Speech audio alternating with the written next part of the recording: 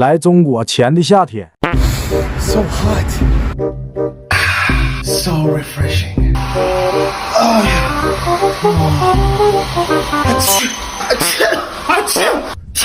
Feels so sick.